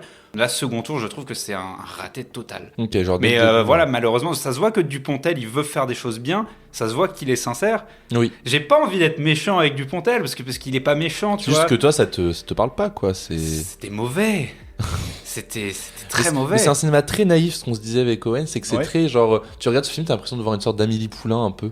Genre, c'est de l'ordre de la fable un peu Ouais, contemporaine. moi c'est ça que j'adore en fait. Du coup, moi j'ai adoré Second Tour. En fait, j'y vois un style vraiment atypique qui, à certains aspects, dans la manière dont c'est filmé et éclairé. Je sais que vous aimez, enfin par exemple Fred, toi t'aimes beaucoup ce côté très rouge, enfin très orangé avec les Bah, écrans très, derrière. ça se voit que le mec c'est fait tout le film en studio. Enfin, tu Mais vois, c'est très Alors, graphique. Attends, je peux aller au bout du truc. Ouais, vas-y. Mais je peux comprendre qu'on puisse trouver ça complètement risible pour le coup. Oui. Oui, mais alors, du coup, je tiens à préciser, quelle séance j'ai été. J'ai été à la séance MK2 Bibliothèque avant-première en présence de l'équipe du film et de énormément de monde de l'équipe du film, ce qui était très agréable. Annonce, parce que je suis dans les chiffres, il annonce 1300 plans truqués sur le film, Dupontel, et je trouve que, donc du coup, pour revenir sur le fait, trucage, tout ça, truc de la fable, je trouve qu'il arrive à te le faire en un plan, le plan de la bagnole au tout début, où tu rentres dans la bagnole, t'as le rétro, tu fais un retour arrière, tu vois. Je trouve que, rien qu'avec ce plan, tu comprends dans quel univers t'es pas dans un univers ultra réaliste, t'es dans un univers un peu onirique, C'est avec ça. les transitions qui vont avec après dans le film, par exemple la transition avec l'aigle, voilà, tout bonnement. Totalement moche, mais qui est génial. Ignoble et Oui, inutile. mais je crois qu'il le sait en fait. Il en Mais a il y rien a- à foutre. il y a quelque chose dans le style où tu sens qu'il se fait plaisir. Et moi, en Ouais. règle générale, Et ça fait même, du bien. même quelque chose qui manque de sens, si je sens que le réalisateur a pris un certain plaisir et qu'il a décidé de partager ce plaisir, non seulement j'ai envie de lui pardonner, mais en plus je l'accepte son plaisir. Tu vois. Puis Bah, ça- moi, tu vois, Dupontel, le truc, c'est pour moi, il a la caméra. En plus, ce mec a énormément de références. C'est pour ça que quand j'y suis allé, j'avais le souvenir d'Adieu les cons. Mais j'avais quand même si j'avais pas aimé Adieu les cons, j'avais vu que le mec avait une fibre cinématographique. Le mec a vu des films, le mec connaît le monde du cinéma. Et donc là, quand je le vois faire ses plans, j'ai juste l'impression, il se dit, oh, faut que je fasse un plan de caméra, faut que je fasse une comédie, mais qui sorte un peu de l'original, qu'on se dise, ah oui, c'est pas une comédie, c'est pas la comédie basique d'Ali Boone, la comédie basique c'est pas Christian 3 jours Clavier. max, quoi. Voilà, c'est pas 3 jours max C'est pour pas faire comédie les Christian films. Clavier qui sort une fois tous les ans. Non, là, c'est un film Dupontel. Et du coup, je vais faire des plans de caméra. Donc ça va tourner, on va faire des travelling avant, travelling arrière, boum, on va en haut. Sauf que ces plans n'ont aucune utilité. Ils ont même pas de sens cinématographique. Il y a vraiment une scène, c'est la scène avec où t'as Cécile de France. C'est le moment où elle va récupérer la fameuse couverture médiatique. Donc on l'appelle, elle va dans le bureau du patron. Et t'as la caméra qui se met à tourner entre les deux. Et ça tourne, et ça s'arrête pas de tourner. On ne sait pas pourquoi il fait tourner sa caméra, ça n'a pas de valeur cinématographique, valeur de plan. Est-ce qu'il veut montrer une déstabilisation? Est-ce qu'il veut montrer un doute? Ça n'a pas de sens.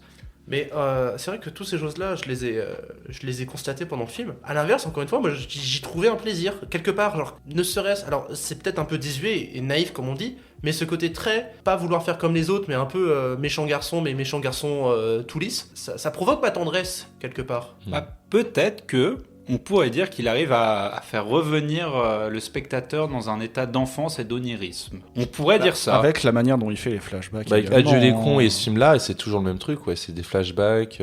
Par Vas-y. contre, ouais, au niveau des flashbacks, c'était pas beau. Les flashbacks qu'il fait dans le film, ils sont toujours aussi moches, mais il y avait quelque chose du coupage, décollage qui rappelle l'enfance. Et j'avoue, ça avait un petit intérêt. Et puis, tu vois, ça parle de l'enfance. Là, on parle de rapport à l'enfance, mais dans un récit de second tour et de corruption politique et de lobby assez défaitiste. Alors, certes, c'est très naïf et très. Il y a les méchants, il y a les gentils.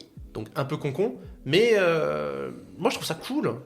C'est cool. Je sais pas, moi je trouve C'est que c'est cool. trop. C'est même pas que ce soit naïf, parce que tu peux faire quelque chose de naïf qui soit bien. Genre, tu prends Romain Gary, La vie devant soi. C'est écrit très naïvement parce que c'est écrit d'un point de vue d'un enfant. Pourtant, c'est super bien comme roman. Mais là, c'est juste naïf, mais c'est naïf. Albert Dupontel, à la cinquantaine quand même, il te pose un regard d'adolescent en fait sur la politique. C'est très. C'est ça, il y a les gentils. et il y a les méchants. Et en fait, mais c'était le même problème avec Adieu les cons, c'est que chez Dupontel, on nomme jamais les choses. D'un côté, c'est les cons, et là, c'est les fils de pute, c'est les salauds, c'est eux, c'est le système. Mais c'est qui le système? Parce que c'est juste dire c'est des gens en cravate et c'est eux les méchants, bah c'est un peu facile quand même. C'est vrai. Mais la tendresse. Je pense que c'est un gars qui son scénario, il sait très bien que c'est très manichéen, très cliché et tout. Lui, il veut juste s'amuser dans la mise en scène, faire des trucs un peu loufoques et voilà. Non, puis à vrai dire, moi, la scène, alors je ne spoile pas, mais la scène qui inclut un ralenti vers le final où quelqu'un marche vers la foule, moi j'ai ressenti un souffle en matière de montage et de procédé qui, personnellement, m'a fait ressentir de l'émotion. Et je ressens pas souvent ça en vrai dans de la comédie française. Je suis d'accord pour ce dernier plan, mais parce que au niveau de ce dernier plan, il a une idée de base. Et là, si vous voyez à la fin de ce dernier plan, à la fin de cette marche, la caméra tourne. Sauf que là, elle tourne, ça a du sens, puisqu'il est face à une foule. Il y a un événement qui se produit, et le fait de faire tourner la caméra, ça permet d'annoncer l'événement et de faire comprendre la sensation de cet événement. Ce qui, dans le reste du film, est gratuit et souvent très artificiel. Tu parlais des plans truqués.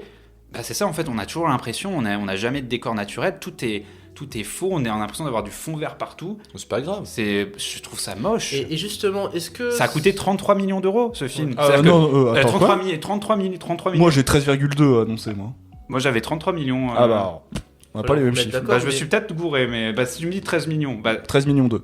Même 13 millions 2 pour ça... Après, moi, justement, genre, là, tu fais ce parallèle entre les plans qui sont complètement désuets, bêtes et sans sens, et le plan, justement, dans cette scène qui est très lourd, très pleine de sens. Est-ce que, justement, le rapport entre l'onirisme infantile et la confrontation à une réalité qui est très froide et très dure, est-ce que, justement, ce propos-là s'étend pas jusque dans la mise en scène? Est-ce que c'est pas voulu, même si c'est un peu con? Ça peut être voulu, mais je trouve que ce qu'il en résulte...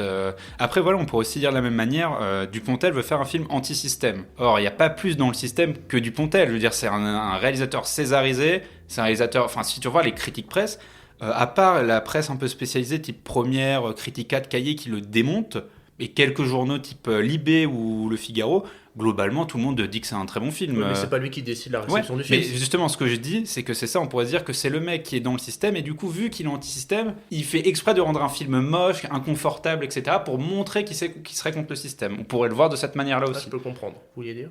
Non, moi après j'aime bien Nicolas Marié, donc j'étais content de le voir. Ouais, ça peut se comprendre. Non, en vrai, en plus, moi les gags, j'ai rigolé à quelques instants. Le caméo de David Marseille. Voilà, et je voulais en parler, le meilleur caméo de l'année. Mais le caméo de David Marseille. Petite dédicace à Benjamin Griveaux. Pour oui, qui suivent la bien sûr.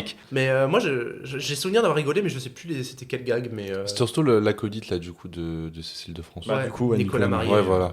Moi, je trouvais ça. C'est ça. Non, mais puis même en règle générale, il y avait des gars qui fonctionnaient, mais je ne les ai plus en tête et ça m'énerve. Moi, il y a un gag qui m'a marqué, mais bon, voilà, tu as un gag où c'est Cécile de France qui met son téléphone dans sa culotte. Ah oui. Et du coup, qu'est-ce qui se passe? À un moment, Nicolas Marié récupère le téléphone et la blague, c'est quand même, tu pourras arrêter de mettre ton téléphone dans ta culotte parce que ça sent le pipi. Attends, c'est vrai? Oui. Je me rappelle même pas de ça, genre. Tu vois, là, ça. Ah ouais, ok. Pour moi, c'est pas très drôle. Mais tu vois, genre, Adieu les cons, par exemple, j'avais adoré quand c'était sorti, mais c'est vrai que c'est un film que j'ai un peu oublié. Et je pense que ce sera le même truc pour second tour. C'est que tu passes un bon moment en mode de, oh, ça rappelle l'enfance, nanana. Et puis voilà, tu passes à autre chose et t'oublies Dupontel. Faut voir. Mais moi, ça m'a grave donné envie de regarder. Mais tant mieux. Parce que c'est quand même au moins. Je critique Dupontel, mais au moins il a un univers qui est à lui. Et c'est toujours intéressant. Ça se comprend tout à fait, ce genre de. Après, en tant qu'acteur, il est parfait, tu devrais regarder Irréversible. Oh putain, il voulait le caser. T'as ton bingo, toi aussi, c'est ça? Tu veux caser des films, t'as ton bingo? C'est ça. Est-ce qu'on finit avec second tour sur les chiffres? Allez, donc du coup, même s'il y a eu un désaccord, je sais pas quelle source était la bonne, mais en tout cas, moi j'ai 13,2 millions de budget pour second tour. Et donc, vas-y, tu voulais dire? Non, mais bon, je vais mettre de l'avis de Jérémy, parce que Jérémy est meilleur en chiffres que moi. Donc, non, mais après, je veux pas que mes paroles soient paroles d'évangile ou quoi que ce soit, hein, mais peut-être je me suis gouré dans la source, on sait pas, hein, mais en ce qui concerne le premier jour France, du coup, je vous ai dit qu'il était deuxième derrière 3 jours max et devant Sodif, mais du coup avec 126 044 entrées, voilà. On a fini avec nos critiques. Je vous propose de passer à un morceau. Ok, alors je vous annonce donc tout de suite un titre de LEM feat avec Manouké qui s'appelle Ref. Bonne écoute les gens.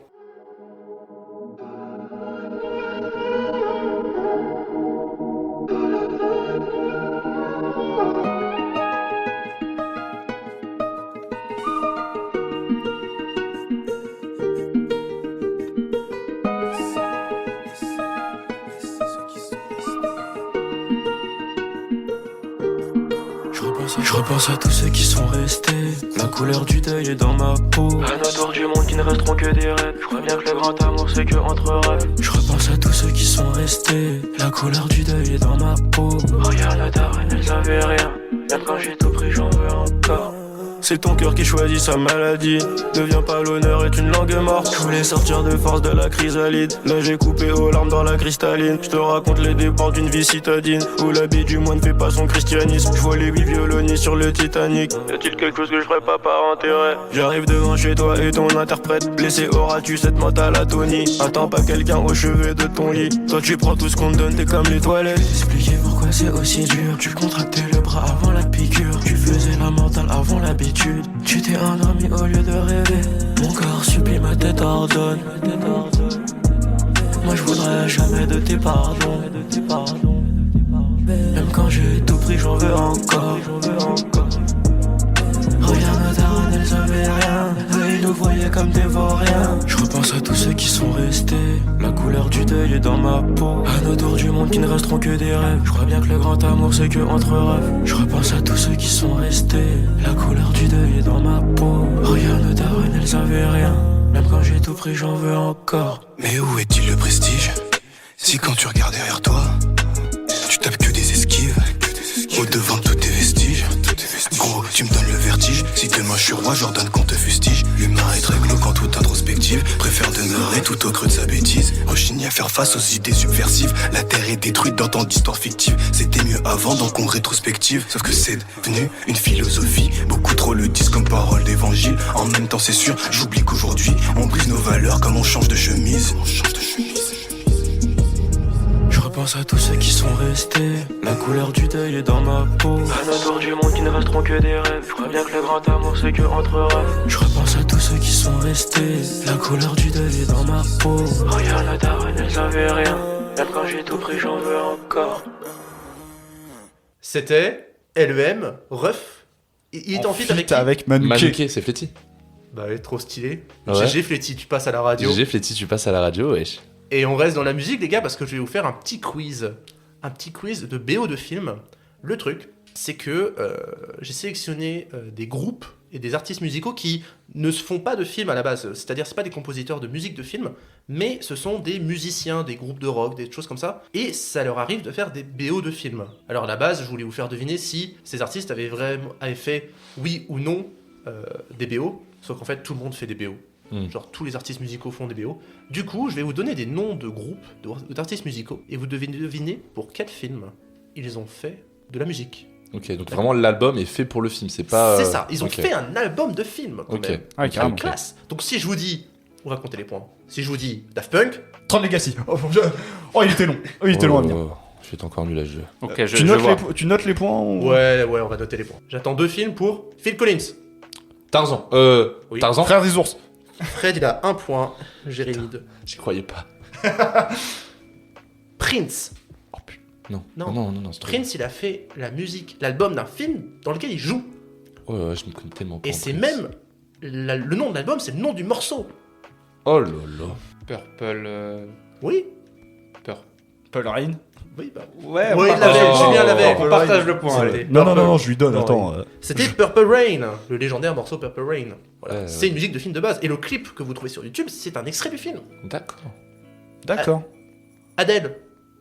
Skyfall. Oui. Bah, après, c'est qu'un titre, hein, elle a pas fait la BO complète, quoi. C'est pas faux, mais c'est mon petit bonus. Toto. Alors, je sais qu'il y a Toto Africa dans Moonfall de Roland Emmerich, mais c'est tout, quoi. C'est pas ça. Ouais, bah, je me doute. Putain, je vois pas du tout. Alors, toi, Julien, tu devrais connaître, hein, franchement. Donne des indices. Ah, mais je me rends compte qu'il a pas vu le film. Donne des indices. Ok, c'est un film. C'est un film d'une saga dont on attend le deuxième. Dune, de David Oui, Lynch. exactement. Oui, c'est l'un des seuls Lynch d'accord. que j'ai pas vu. Putain, il y a Toto dedans. Et oui, Toto fait la BO de Dune. Waouh. Voilà. J'ai appris un truc. Sachant que c'était Pink Floyd qui devait faire Ça dans aurait la été version mieux. de Jodorowsky. Ça aurait été mieux. Bah oui, parce que Pink Floyd est le meilleur groupe du monde. D'ailleurs, Pink Floyd a fait la BO pour 2 films. Saurez-vous dire The Wall. lesquels? Bah oui. Alors, The Wall. The Wall, c'est un peu hors catégorie. Bah ouais, mais bon, C'est parce que c'est un album à la base. C'est l'album qui a été adapté en film. Par contre, ils ont fait la BO de 2 films pour un même réalisateur. Le réalisateur s'appelle Barbet Schroeder. En vrai, je vous en veux pas si vous l'avez pas. Je connais le réel de nom, mais les films qu'il a fait. Pourtant, le premier film est un grand classique du cinéma hippie. J'allais dire Easy Rider, mais non, puisque c'est pas lui qui a fait Easy Rider. Donc, Moi, je connais que R et Easy Rider. Bon, je vous les donne, les gars. Zabriskie Point et La Vallée. Ok, ouais. Ce sont des films sur le monde J'aurais hippie. pas- La Vallée, ça me dit quelque chose de nom, mais... Oh, la vallée. Oui, je pensais à la même chose, putain, merci, j'osais pas. Vas-y, continue. Queen. 2 films. Flash Gordon et. Bien. Putain. Et Highlander, putain. Oui, Jérémy, tu arrives à 5 j'ai monopolisé, ça se trouve, il les avait. Je joue avec Jérémy, en fait. Ça, sert à rien. en fait, j'ai monopolisé la parole, ça se trouve, il les avait et j'ai. De ouf, moi je l'avais trop, mec. Bon, Désolé. Fred, j'ai un peu d'espoir pour toi. R. Bah, R. Non, c'est pas Virgin Suicide. Bah si. Et bah Jérémy, tu vas repartir avec une bière aussi. ACDC. ACDC. Oui. Iron Man 2. Non. Ah, Oui, il y a ça. Ah Mais oui. ils ont fait qu'un morceau. Non, ils ont vraiment fait la BO complète d'un film. Une adaptation de Stephen King. Maximum Overdrive. Oui. C'est pas lui qui le réalise. Oui, c'est le seul film que King a réalisé. Justement. Pauvre Mais c'est aussi une réalisateur. adaptation de Stephen King. Je ne vous ai pas menti, messieurs. En effet. Simon and Garfunkel. Le lauréat. Oui. Ça va, alors, Ah, j'irai te payer une bière ensuite. Jérémy, continuons alors. Arcade Fire. Ah non, bah ça, je vais pas. Ah, voir. attends, je connais ça, j'écoute. Oui. Mais après, je sais pas. Pourtant, c'est un film que vous aimez beaucoup, messieurs. J'aime bien, mais pose pas que la question. Ok, avant, parce que je l'ai donne pas. des indices comme ça, on. L'affiche est rose. Barbie? Non. Dommage. L'affiche est rose. Oui. C'est un film américain. Oui. C'est rose. Oui. Pink. Hein? The Voices. La Non, C'est pas panthère rose. Non. C'est avec un moustachu. Un moustachu sur un fond rose. Pourtant, quand vous allez avoir le nom, genre vous allez tout Attends, trouver. donne d'autres indices. Non, je veux la voir. C'est un film d'amour. Heure. Oui. Putain, mais oui, Ah. si. Ah oui. C'est Arcade Fire. Ouais. Eddie Vedder. Into the Wild. Oui. Ah non, par contre, je te jure que je l'aurais pas eu, j'aurais si tu pété l'avais pas un eu. câble. J'aurais pété un câble. Bon, j'ai épuisé tous mes noms. J'aurais dû prévenir que c'est le dernier Eddie Vedder. Mais oui. Du coup, Jérémy, tu as gagné une bière. Eh bah merci. On va aller se boire une Mais du soupe. coup, attends, tu devais une bière, et Il là, en tu te donne. dois une bière. Bon, ça s'annule. Donc, c'est annule en fait. Ça s'annule. Donc, personne ne boit, et l'alcool est mauvais pour la santé. Buvez de l'eau. À consommer avec Buvez de l'eau. modération. Merci. Quoi? Bah, quelle déception. C'est de la merde. Ah merde, non, c'est pas celui-là que je Ça a marché. Attends. Tu vas chialer? Ah. Bon. Eh ben, en guise de représailles, messieurs, nous allons passer au Joker.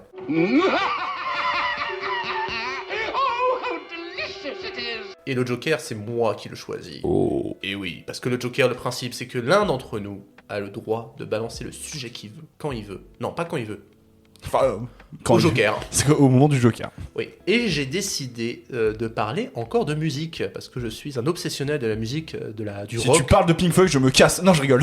Alors, Pink Floyd est prévu justement dans le corpus que je vous propose. Je me casse, ça y est. Parce qu'en fait, ça se fait de plus en plus dans le cinéma contemporain, je pense que vous l'avez remarqué, l'intégration de musique préexistante dans le mix général. Je parle pas de la bande originale qui est composée, mais vraiment de morceaux. J'ai pensé à ça quand je te voyais regarder le Continental, Jérém. Oui. Parce qu'il y avait tout le temps des musiques qui venaient un peu hériter le récit. Et autant il peut y avoir ça dans Les Affranchis de Scorsese, autant il y a aussi ça dans Suicide Squad, autant il y a aussi ça dans le biopic sur Freddie Mercury, Bohemian Rhapsody. Ah mais là c'est un peu logique. C'est un peu logique, mais je trouve que ça pose problème dans le film, justement. D'accord. Et je voulais savoir un peu quel est votre avis, quel est votre ressenti, si vous levez les yeux quand vous entendez de la musique extra-diégétique dans un film comme ça. Moi, ça dépend. Parce que je trouve que ça, c'est logique d'aller prendre, de pas forcément avoir un compositeur pour ton film. Je trouve que c'est bien d'aller trouver ses sources dans de la musique externe. Tu peux vraiment faire de la richesse dans ton film. Mais si tu prends un exemple où moi ça peut m'irriter, c'est l'exemple quand la musique elle va être totalement anachronique. Je mets entre guillemets anachronique parce que tu prends Peaky Blinders, c'est de la musique rock.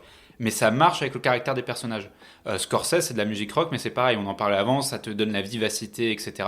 Mais par exemple, je sais que Gatsby le Magnifique de Baz Luhrmann, j'avais pas adhéré du tout. En fait, tu as de la musique contemporaine en plein 1920, c'est-à-dire que tu as de 1920, tu te dis que les mecs sont là, ils te disent « Êtes-vous prêts pour le concert de jazz ?» Tu as de la musique de dance floor. Mais Tarantino il fait ça aussi, pourtant ça passe. Par contre, j'ai revu Les Affranchis le lendemain qu'on a enregistré la précédente émission. Je sais que t'as kiffé. Ouais, enfin j'ai kiffé Les J'ai vu Affranchis. ta note. Mais justement, je me suis dit, putain, il y a un peu trop de musique à mon goût. Pourtant, mais bon, je t'avais dit, hein, la tracklist, elle est immense. Ouais, hein. je sais. Bah, surtout, tu le vois à la fin du film. Pourtant, il y a du Clapton, tu vois. Donc, forcément, tu me mets Layla, la fin de Layla, je suis en joie. Mais c'est une des rares fois dans le film où je me disais pas, coupe le son. Peut-être des fois c'est mieux quand tu as une BO avec tu sais, t'as pas juste une musique, mais juste des airs musicales. Genre juste une mélodie qui revient.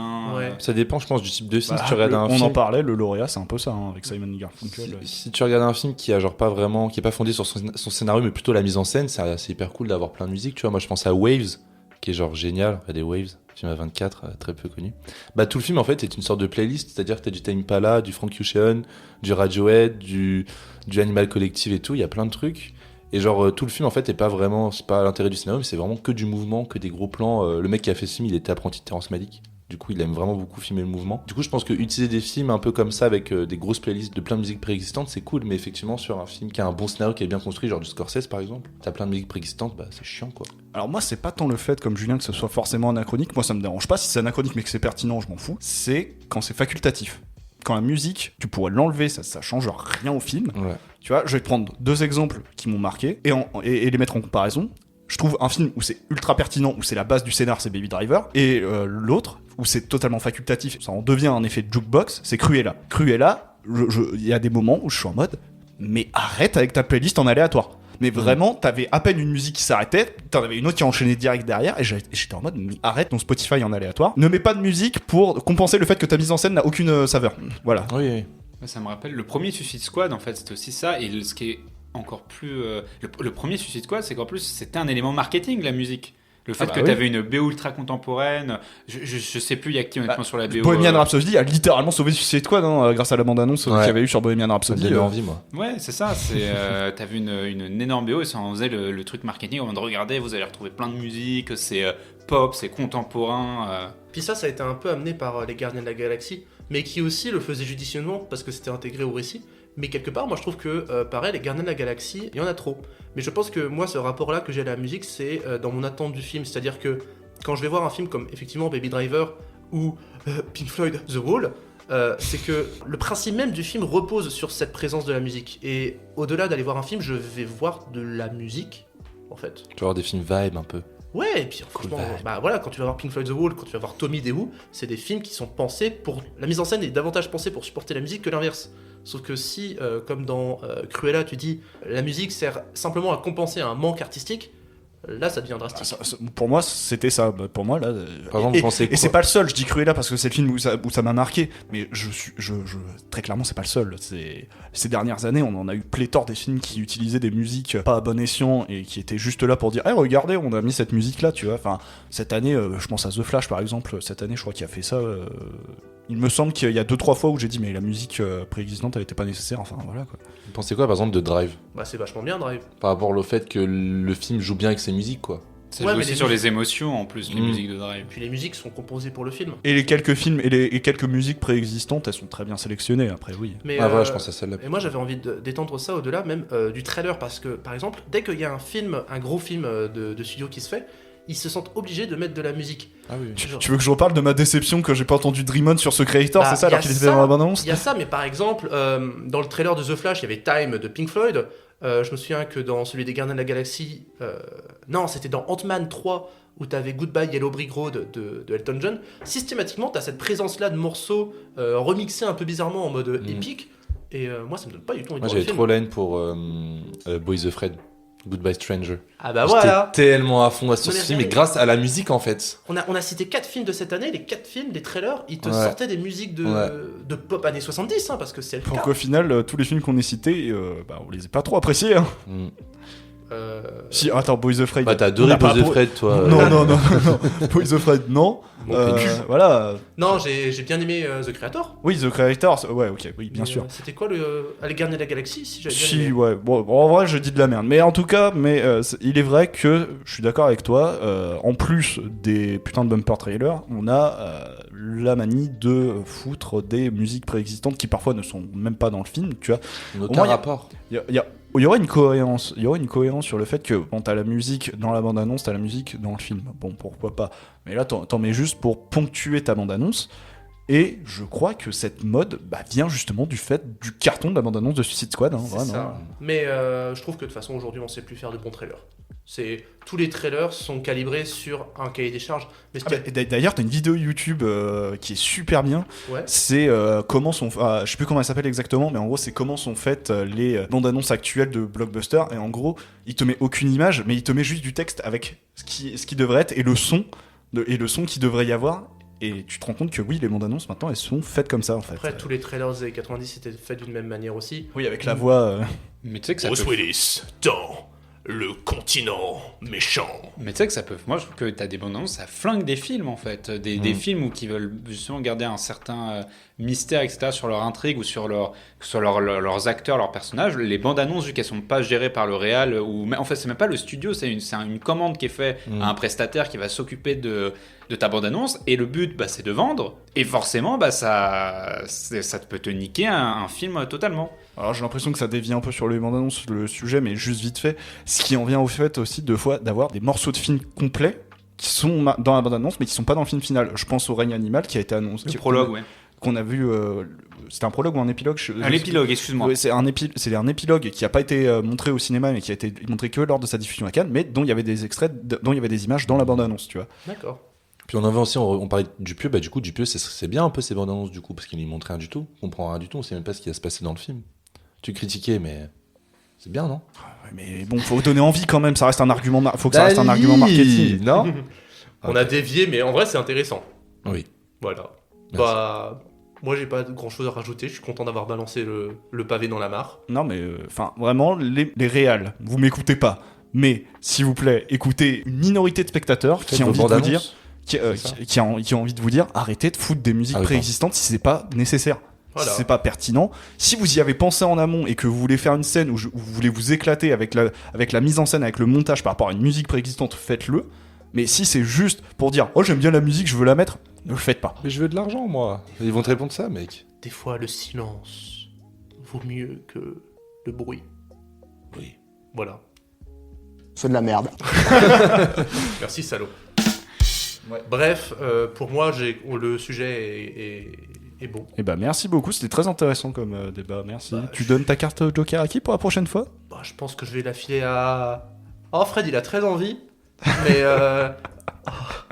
il y a beaucoup trop de tendresse dans ce regard. Il a l'air de battre le regard du chapeauté. S'il vous plaît. Tu promets de faire un bon sujet? Ouais. T'as vu, moi je me suis forcé pour pas parler de Pink Floyd. Ouais, t'inquiète. J'en ai On a parlé 2-3 fois quand même. Ouais, t'as quand même un peu évoqué le truc. Ouais, j'avoue. Dans les jeux Allez, aussi. Fred, tu as le prochain Joker. Merci. Ça sera incroyable. Ouais. Très T'as déjà une bizarre, idée? même. Ce sera très bizarre, vous verrez. Ok. Il va nous parler du sexe dans le cinéma d'horreur. Oh, pardon. Moi j'ai hâte du jour où quelqu'un va parler du fan footage. Bref. Ouais, en fait, tu veux que je parle de ça, quoi. C'est un peu un petit truc, genre. Non, tu parles de ce que tu veux, mon ami. C'est ton Joker à toi. Ok. Et voilà, les amis, l'émission est à présent terminée. Je vous remercie à vous de nous avoir écoutés. Vous pouvez toujours nous écouter sur Spotify, Deezer, Apple Music et aussi sur le site Wishing Light Channel. Vous pouvez nous suivre sur Instagram et même sur Twitter. On a un compte Twitter où on fait des blagues. X. Oh merde, j'oublie toujours qu'on s'appelle X maintenant. Enfin, que ça s'appelle X. Bien évidemment, on remercie Cody Baby Ghost et le Wishing Light Channel de nous diffuser. Et on vous dit ciao et à dans 2 semaines, les potes. À dans 2 semaines. Merci à tous. Des bisous.